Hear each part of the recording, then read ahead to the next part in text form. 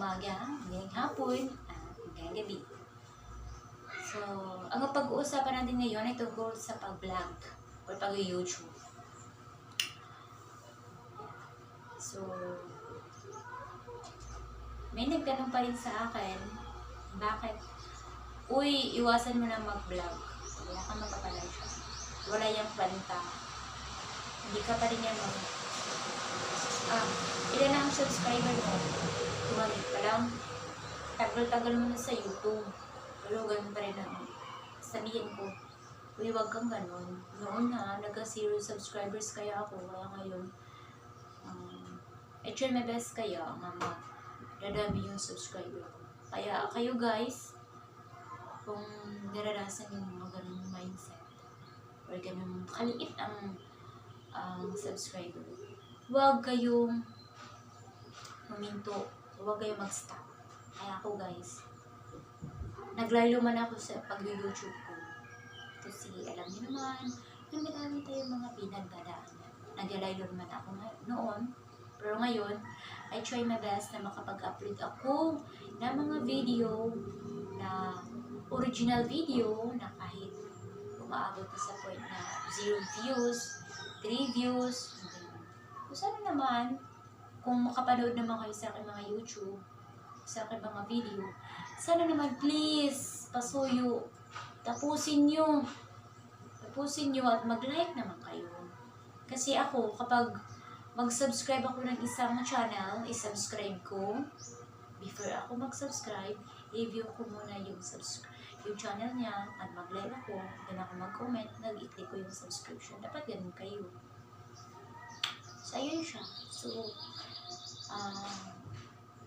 nanalig pa rin ako sa Panginoon na someday, magkasahod rin ako dito para maipakita ko sa mga tao na yung isang tao na binabash niyo na, uy, wala kang mapapala dyan. Lagi ka lang nagpupuyat. Wala kang mapapala dyan. Walang kwenta yan. Hindi ka makakapala. Ipamukha ko sa kanila na kahit ganito ako, ipagpatuloy ko ang pagbabalang ko. Malay natin, mabubang ating pagbabalang. Pero, kahit ganito ako, may goal pa rin ako. May goal pa rin tayo na makaahon sa hirap. Diba guys? So, wag lang tayo mag-copyright. Ang mas gusto kasi ni YouTube na original video. Pero, kung may nakasagat lang kayo ng mga video, mga music, hindi yun akin. Sa neighbor ko yun or sa kapitbahay.